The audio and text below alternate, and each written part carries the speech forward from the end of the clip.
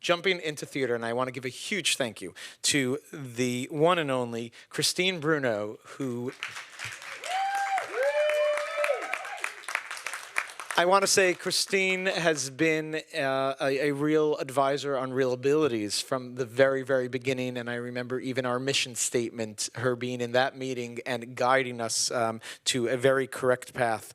And we are so honored to have her voice here at the table, and has been a huge advisor on this program as well, while doing a million other things that she's been doing and performing.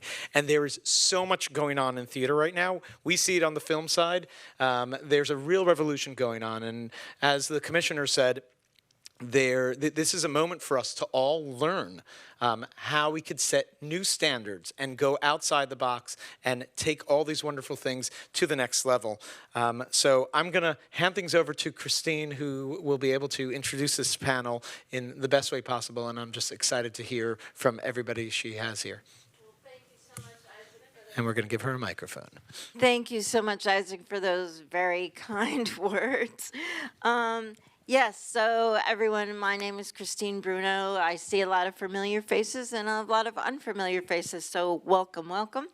I am going to give a brief visual description of myself, and then I'm going to ask the panelists, in the interest of time, to introduce themselves, and each panelist is going to give a visual description and give us about a 1 minute brief description of their work and how they came to be on this panel, and then we're going to dive right in. So, as I said, my name is Christine Bruno. I am a disabled actress, teaching artist, director, and disability equity consultant for the arts and entertainment industry and arts and culture organizations. I have been a professional actor for about 25 years now, give or take. And my description of myself is I'm a petite, white woman with short curly brown hair. Currently today I am wearing red glasses. I have on a green pleather jacket, a black sweater, and a black pants. And yes, I am wearing flip-flops because that's my footwear of choice these days for access reasons, and I just like flip-flops.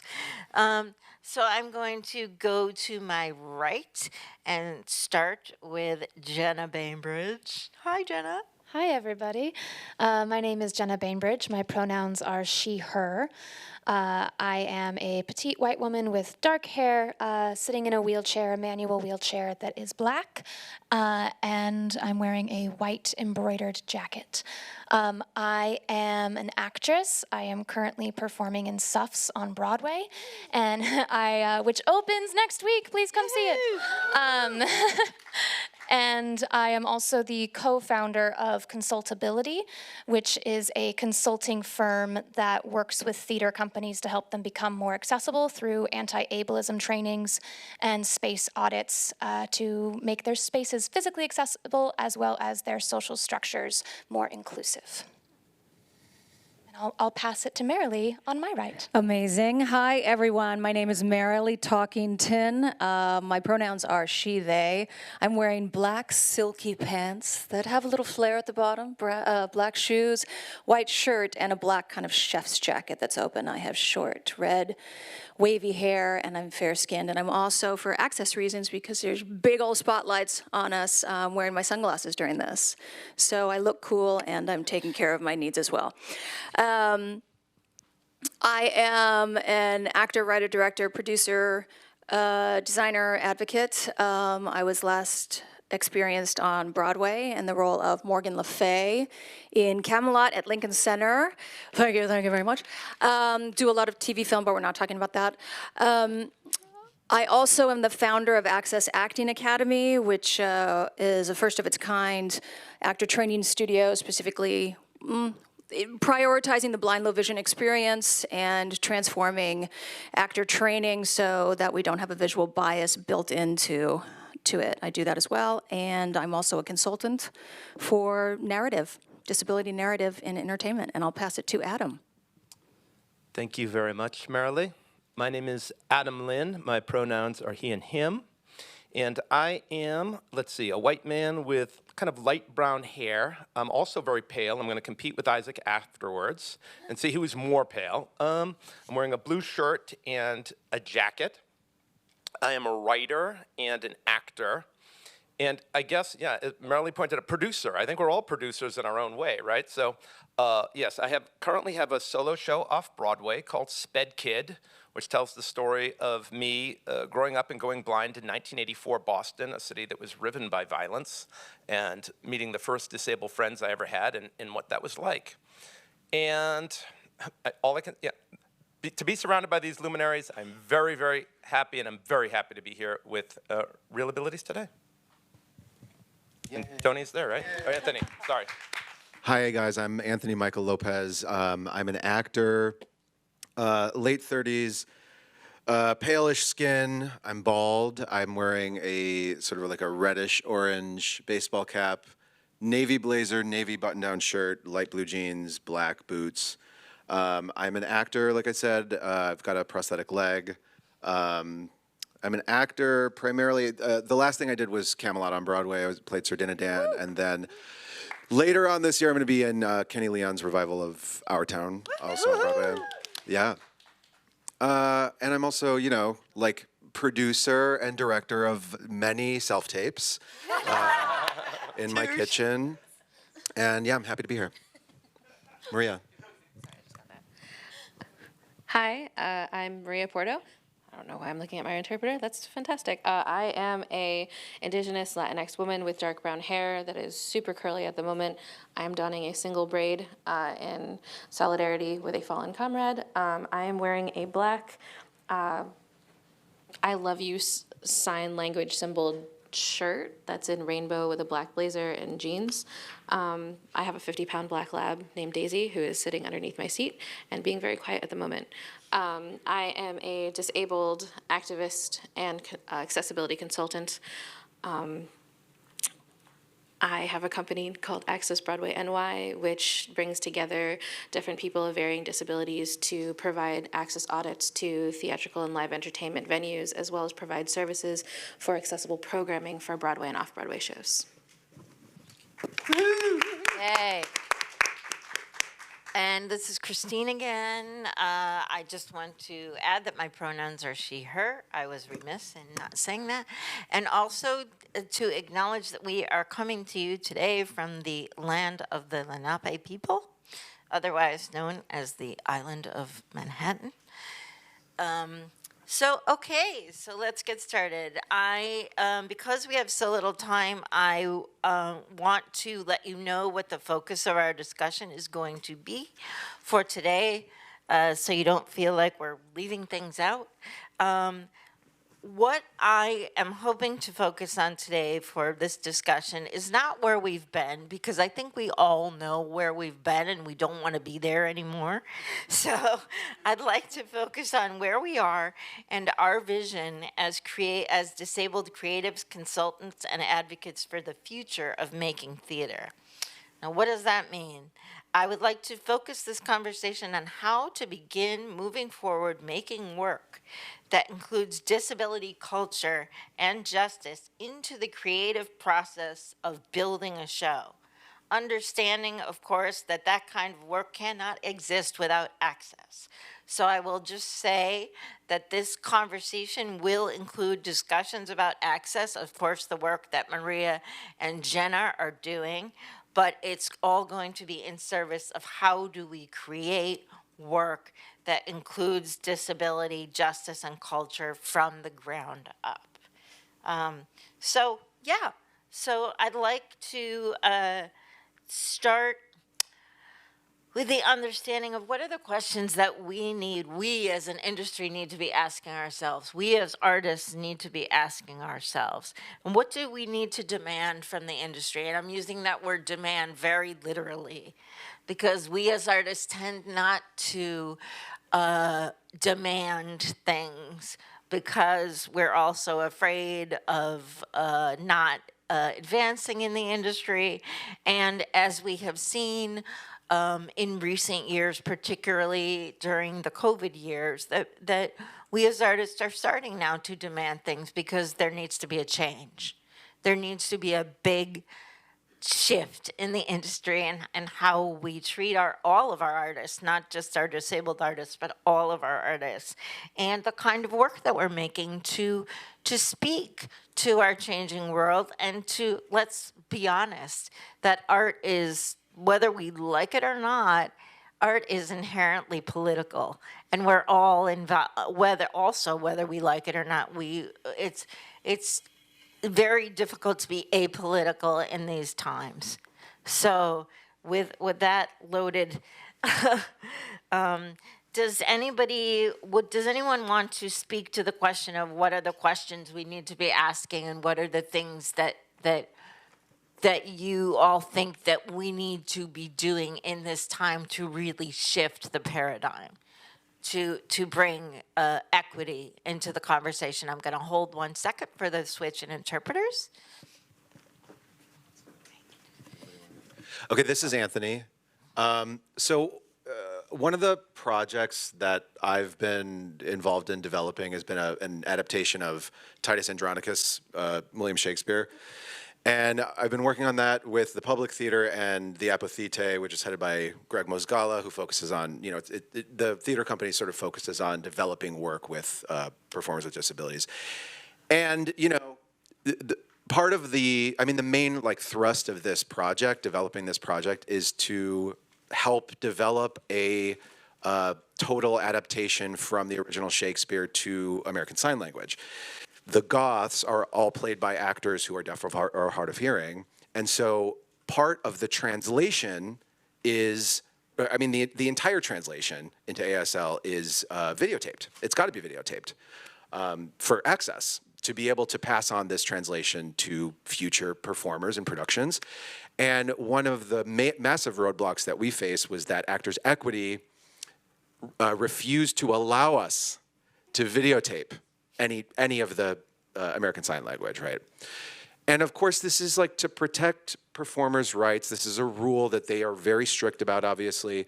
But one of the questions that I have is we appealed to Actors Equity over and over. We had a phone call with them.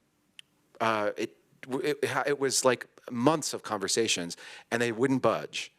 And they just weren't even open to hearing this conversation. So one of my questions is how do we convince our leaders and our advocates, our union reps, that access is important?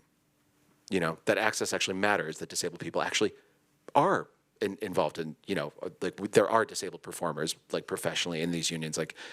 Shouldn't they also be looking after disabled performers? And how do we achieve equity there? This is Marilee speaking. That is such a great question, Anthony. It's making me think, but I'm going to talk about normalizing access needs just from the get-go.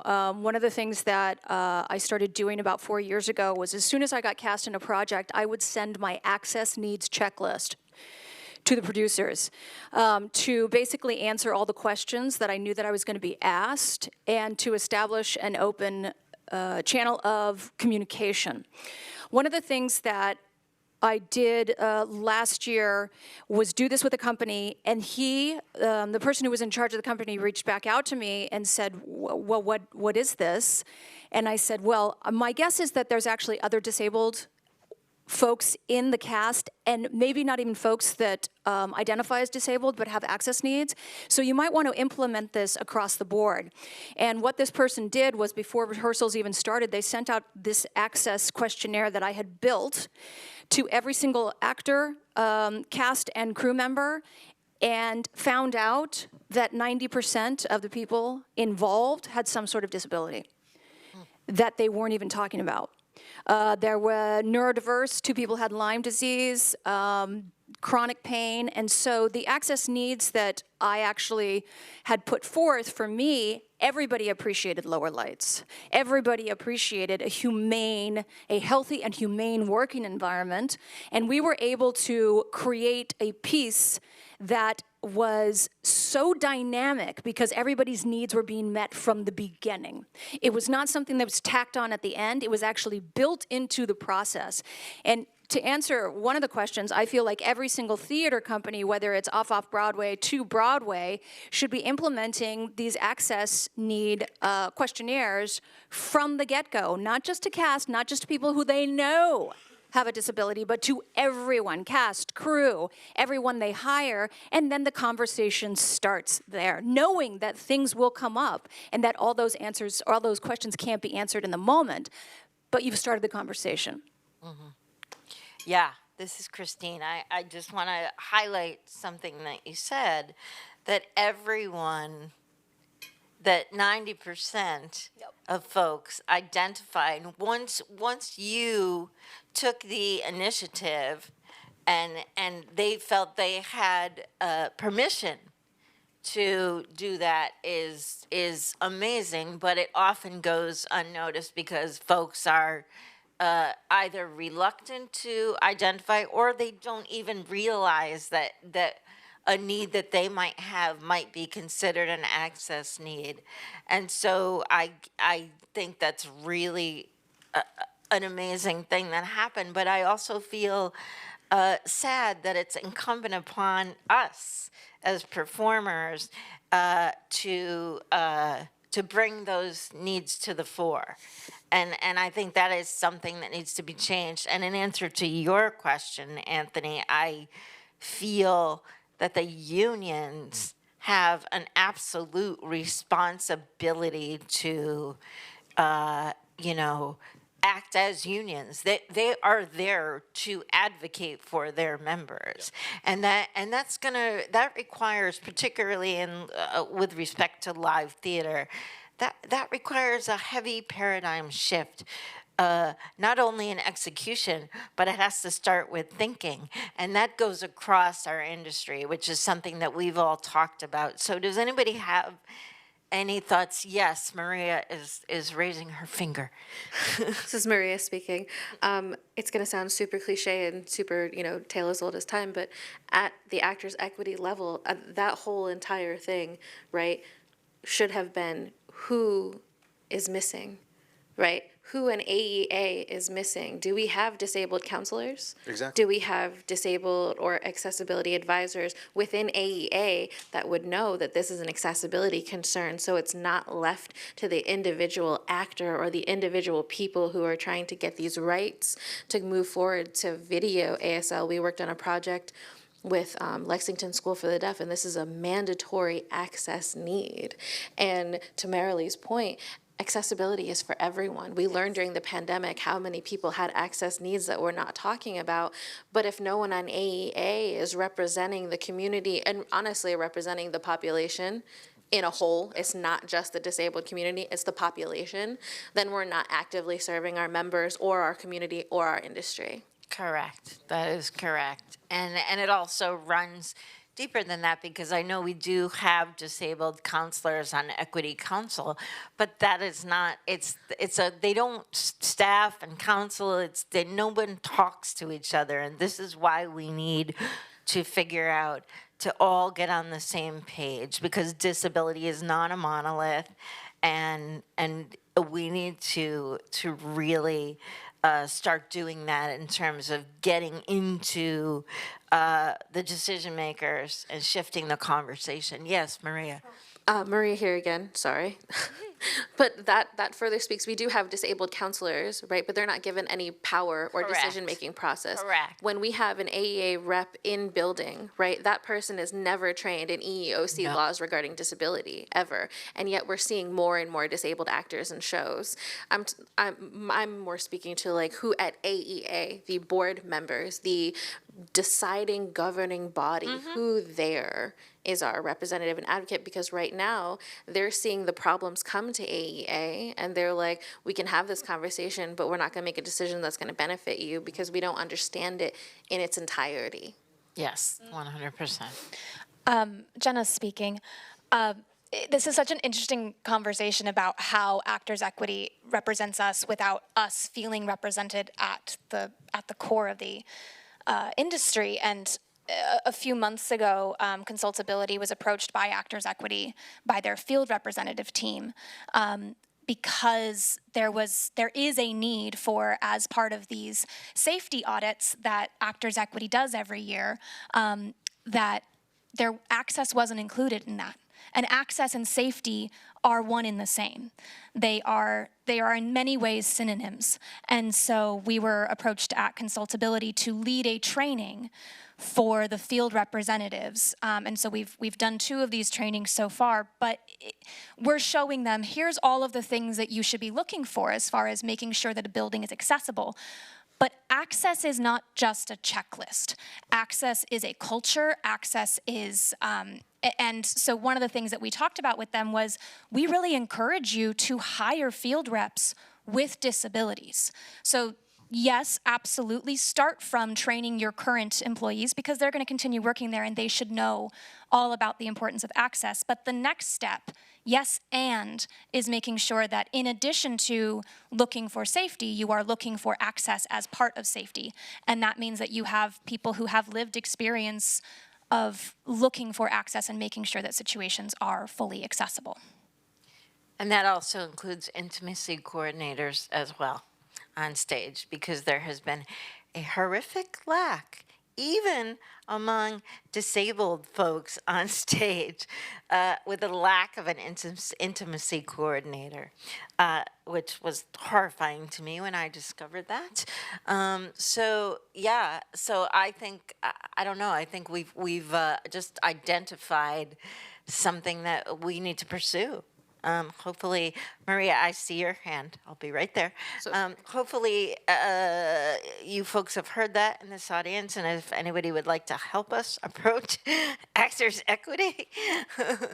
And all of the other unions. And all the other, IATSE, yes. and SAG, and the list goes on. Although I will say that SAG-AFTRA, I'm not being biased, but is doing a better job right now than I think what we're getting in theater in terms of the understanding of access. So I'll just say that. Yes, Maria. I think also, like, as we're representing intimacy coordinators, understanding that IATSE should be recognizing accessibility consultants on the Broadway stage, right? That needs to be a part of the union. It needs to be a protected job. It needs to be something that is available for every single show. Yes, absolutely. So does anyone want to talk about, I know you all have current or recent projects, exciting things going on in terms of shifting into the conversation about how to build disability justice and culture into the creation of the work, rather than what we have traditionally seen, which is authentic casting in perhaps an extant work, which happens to include a disabled cast member or two. I'd love to hear what folks are thinking about, what folks are working on, where the disability becomes an integral part of the creation of the work. Who? Yes, Yeah, Adam. if I could speak for a minute. Thank you so much, Christine. If I may, I'd like to bridge what we were just speaking about with the question that you asked. Yes. Because, what Maria is bringing up, and Marilee, I need your checklist to give to producers, because, as a creator, I have a solo show that I was talking about, and I found myself, in my introduction, I didn't call myself a disability advocate. It's so baked into all of us that I would almost forget. Because here I am, I'm a writer and an actor in my own show, and luckily I have a wonderful director, Patrick Lillis, who's I think here today, and Patrick is hard of hearing, and so he is a veteran in the industry and knows more than I do about these things. And so, for instance, we were only given 1 hour to tech the show. And yes, 1 hour to tech the show, and I have so many balls in the air that I wasn't even thinking about this much. And Patrick is like, this is insane. You need to tell them you're blind. We need more time. And of course, I felt anxious. And I felt, can I do that? Am I going to be thrown out? Am I going to run afoul of anyone? So I did it. We got 2 hours, which was very, very short. We did the best we could with that. We could have used 4 hours, of course. But at the same time, so there I am as a performer, advocating for myself and for the show in general. Then I have audience members who are blind emailing me saying, look, I want to come to your show, but is it audio described? And now I'm a producer. And I'm like, no, it's not, right? So I'm writing a card that Patrick is coming out and reading with description. It's not great, but it's what we could afford and what we could do at the time. So I'm like, wow, we are all squeezed from every side all the time. And I'm sure we all feel this way at times, like, man, I don't even realize like how difficult it is and what a tax on our time it can be. And I need someone like Maria advocating for me at times as a producer and getting people in the theater. And I need Marilee's checklist. So yes, I would say, Christine, your question is so salient because here I am, a blind writer and performer, and because my director has a disability and has the awareness that we needed more time, look, all these problems that could have come up later in the show, I felt that our debut went off surprisingly smoothly. And it's like, you know, the more disabilities that we include early on, ideally, we're going to catch mistake situations and solve them to our own benefit and hopefully to audiences' benefits. That's great, and that actually brings up something that we talked about. I'll be right. I see you, Marilee.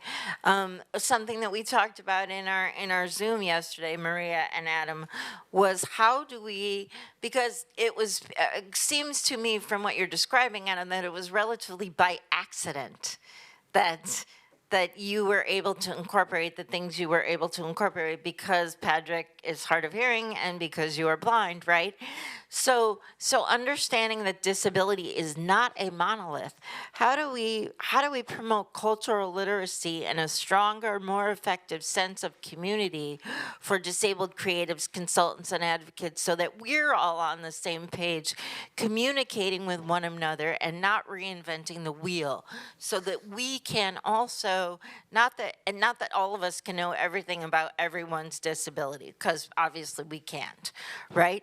But we can come together as a group of disabled creatives and work together so that we all have at least a sense of cultural literacy of other disabilities that are not our own.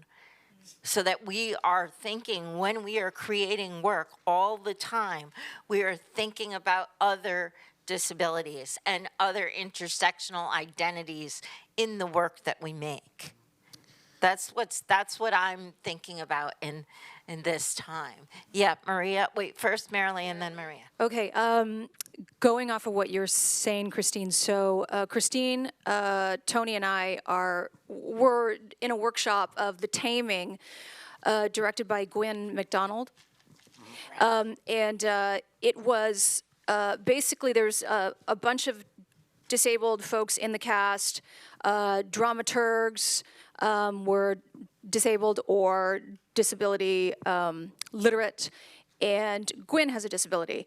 And I think the point that I want to make is that we were taking The Taming of the Shrew, but not trying to squeeze it into a disability mold or squeeze disability into it, trying to figure out how disability and all the intersectional things that go with it, how that can actually blow the story up. It was a very painful process because I think one of the things that can end up happening is we're trying to actually like figure out disability in the text, but we're also, and this is something that I feel like is really important to acknowledge, all of us were bumping up against our own internalized ableism. And that caused a lot of pain. And it caused a lot of barriers, which we were able to address. But my thought, and of course, then we have folks of color, we have folks that, like myself, folks that identify as they, there's so much intersectionality in this cast that there was so much internalized isms that we had to identify as they came up. So we're identifying our own stuff while trying to, we're trying to dismantle the inner while trying to evolve the outer. And I don't think you can just do it in one direction. You have to do it in both directions. And my thought is that the taming, if we actually do it right, it's going to shift everything. This was, yeah, I loved working on taming, and this was like a continuation, because like I did taming right after I came off of Titus. Yep. And one of the things we discovered with Titus was like, when we approached the text from our understanding of our own disabilities, we sort of became aware of the superpowers or like the specific like opportunities that our disabilities afforded in the text. And when we were approaching the adaptation of, trying to adapt the original text to ASL, which they successfully did, our dazzles were incredible. Amazing team. One of the things we discovered was that approaching the text, adapting it into ASL, we had to be incredibly specific, and we had to take our time, and we had to identify one thing that every character wanted in every single moment. It made me a better actor because that's. That elevates the art. Yeah, because that's. But what we found was so much more nuance that was already in the text, and I swear to God, I'm always working on these productions of Shakespeare that are so fast because people just want to pump out work without really paying like any kind of sensitive attention to it. But this production or this workshop and the Taming of the Shrew, we had more time. We approached it more slowly and more sensitively and carefully, and we wound up with a more like profound, kind of like heart bursting open project than we would have if we were just trying to like blaze through it and cast a bunch of, celebrities and just try to pump it out, It's the difference between approaching it from like, with the goal of being like commercial success versus saying something about humanity. That was the opportunity afforded by, Jenna, I want to talk to you about, since you're in the throes of it right now, about Suffs on both levels. And also, Maria, you can jump into this too, in terms of obviously both access for yours and others' needs, in terms of, and Crip Time is real, y'all. Just FYI, Crip Time is real. So if you're making art, build it in. And it also is humane time for actors, for all actors. So I want to talk about, obviously, the access stuff, but I also want to talk about how, if and how you in the cast has elevated the work, has informed your castmates, the creative team. And Maria, feel free to add, since you have been working on Broadway with access stuff for so long, I would love to just sort of get both of your. One of the big things when I joined Suffs on Broadway was that I knew that every single choice I made, if I asked for it to be permanent, could benefit future generations. So as we were talking about, we're at the Music Box Theater, which is a 100-year-old space, and completely inaccessible backstage. All of the dressing rooms are up in these two towers on the sides of the stage, and the stage door itself had a large step into it. And so I knew from the get there were things that were never going to be fully accessible for everyone, but that would work for me. But there were also things that I could make sure were accessible for the next person. So one of the big things that I really fought for was making sure that the dressing room that was built on the stage floor had a fully ADA compliant bathroom. And so now there is a fully ADA compliant bathroom on deck level of the Music Box Theater, and it would be silly to rip that out. So, and what we have noticed and what I try to tell people all the time is access benefits everybody. Every single human has access needs. Access needs are human needs. And by having this fully accessible restroom on the main level, what we have found is it's benefiting every single person who has very little time off stage and has to use a bathroom. You no longer have to run up 3 flights of stairs to get to the nearest restroom on stage, right? Or down into the basement, which that bathroom we literally call the dungeon bathroom, because it's very dark and creepy, and you're in there with your nice, expensive costume, and you're like, oh no, is this going to touch a wall and be ruined? So it's really wonderful to have this restroom that is available to anybody. Yes, it was built for a wheelchair user in mind, but it is benefiting our entire cast and our crew and every single human that might come backstage for a tour. It is there now. Which is a really exciting thing. And then we've also been able to build access into the track for the show. And one of the really exciting things about being a wheelchair user originating a role in a new musical is we all know that when shows are cast, anytime there's replacements, anytime there's tours, anytime shows are remounted regionally, you always have an idea in the back of your mind of who this character is based on the original. Yes. And so my hope is that by having a disabled body in this role, that all of the characters I play are non-disabled, that it opens up the possibility that any of these people that we are representing from history could have been disabled, and we are reclaiming our space as disabled bodies within this story, but also it creates a space that is accessible for future performers who come through. I have no say over casting. I have no idea what they'll do, but I do know it is now possible because we have made this track fully wheelchair accessible, and we have made other tracks within the show fully wheelchair accessible.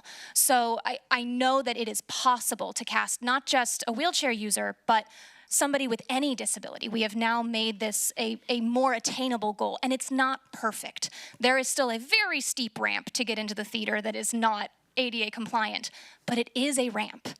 So there are small victories within that hopefully the next people who come to this show will also be able to benefit from. That's amazing. That's totally amazing, and also speaks to what we often have to do, which we haven't talked about, is all of us are forced to wear extra hats that we often do not get compensated for. And so one of the things that I personally, and I think everyone on this panel and probably everyone in this room would like to see, is for people to learn from Jenna's example and take that on and say, Jenna showed us this was possible, and going forward, we are going to learn by example. And ask for the permanent changes. Always ask, because they're always going to come to you and say, oh, we can put a ramp at the stage door. We'll put it out for you every day. Yeah. That was the first offer, was we will come and put a ramp out every time you arrive at the theater to make the stage door accessible. And I came back to them and said, well, what if there's an emergency? What if there's a fire and I need to evacuate quickly? Suddenly you're causing a bottleneck, which puts other people in danger. Wouldn't it be safer if you just made this ramp permanent, and now we have a beautiful permanent ramp outside? Now, they could take it out, right? Renovations happen, but for the time being, we have permanent access. So always, whenever you're asking for something that you need, know that it will benefit somebody else. You might not know who that person is, but it will benefit them. So get the access that you need and ask for it to be a permanent change. That's great. And Maria? And just to build on Jenna's point also, it shouldn't be removed moving forward. It could be removed, but what we also could do is in the renovation of the building, we could just add it in. Be great. Yes. I was going to say, as far as the Broadway, industry goes, what I have found helpful is educating the top down, right? So we have Accessibility 101 with Access Broadway. We do it with producers. We do it with house managers, operations, before the show comes in, right? Because then that experience doesn't rely on the actor to be like, here's all of the things and the extra work that I'm going to do in addition to creativity. Why? Let's make that a thing that we bake in and ingrain into all of these theaters, into all of these company managers, into all of these producers, so that we understand that accessibility for everyone is ingrained in all of these theaters, which, slow moving.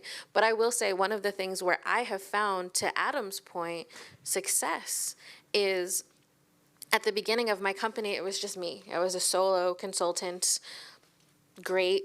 People would listen to me, but disability is not a monolith. I am not super, super intelligent about everybody's experience, because who is? I am intelligent about my own experience. So I went out and found disabled consultants from the blind community, from the neurodivergent community, from the chair using perspective, from being a person who identifies as short stature, all of these different experiences, and brought them in, right? So an audit is not from a hard of hearing service dog user perspective, it's from these people's perspectives in different disabilities, which again, not a monolith, but these are best practices that we can advise moving forward, right?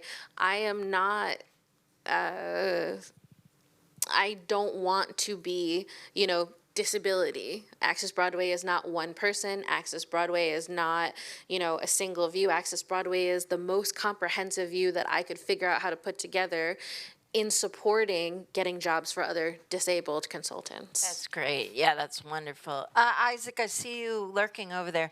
Do we have time for a couple questions? Want to use mine? Thank you. I tend to lurk. I'd like to give time for one question from the audience, and Simi already has her hand Gotta up. be Simi Lynn. so- It's gotta be Simi Linton. And there will be some statement in my question. First of all, thank you. This was a very exciting panel, and I'm full of thoughts about it. There are two thoughts that I have. One is that having attended a couple of the Titus happenings, AKA rehearsals, I see how brilliantly the academic field of disability studies and the theatrical production community work together, and there's more fertile ground there to be plowed, and I'd love to talk with you more about that. But I have one other question, and that is to the mayor's office from MOM, right? That is that some of us advocated for a disability platform in the cultural plan that was implemented in the last administration. And as of now, I have never received a status report on how the goals and timetables have or have not, in the case that I think it has, been implemented.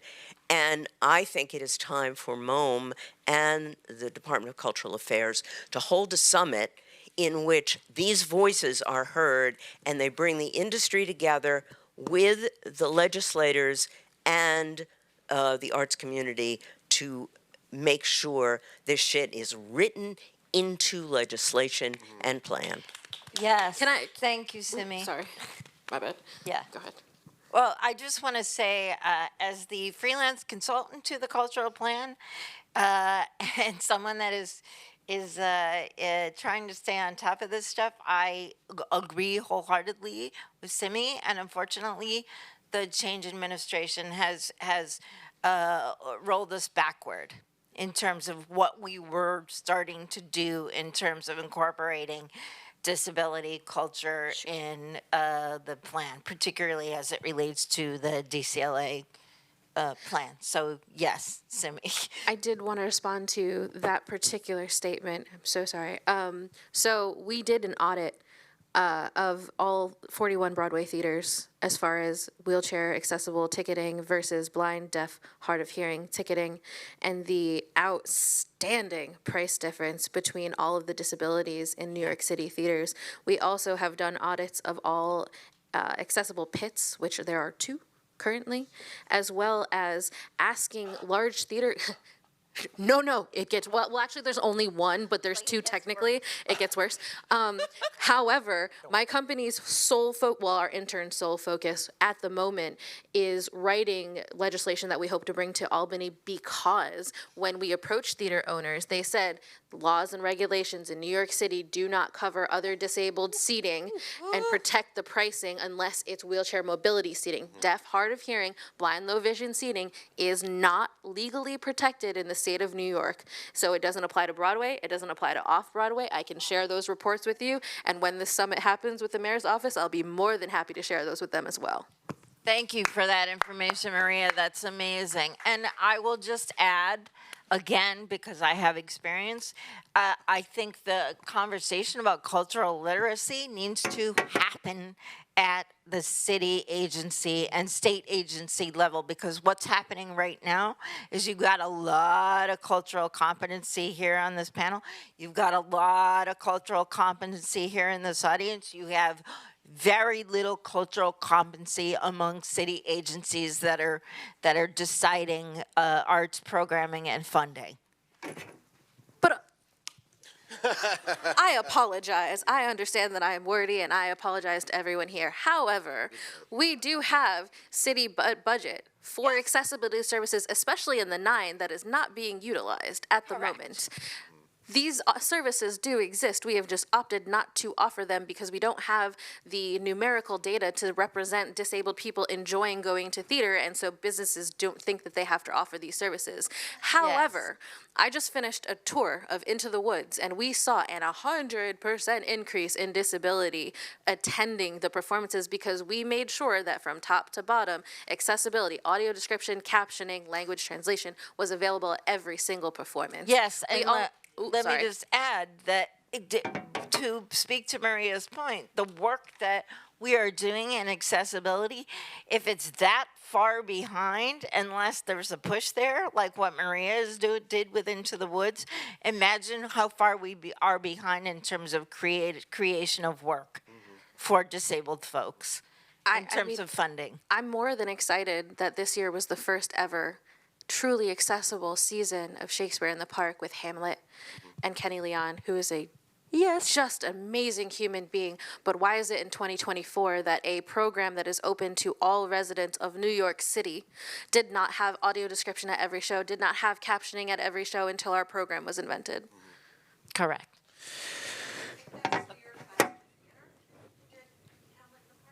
No, that was Shakespeare in the Park. New York Classical the Theater public was theater. Richard III. Yep. Folks, this is amazing. Thank you. I want to give a big thank you to this panel. No, please, no. Thank you, Christine. I want Thank to. you, Christine. Thank you, Thank Christine. you. Thank you, Christine.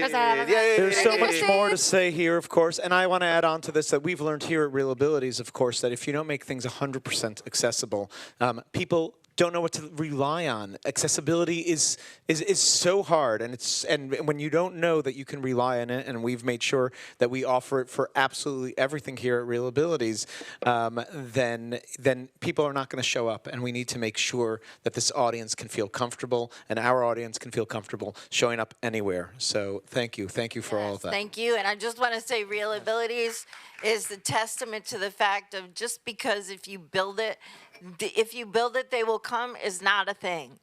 You need to get the word out there to the community that you're targeting and that you are building the work for.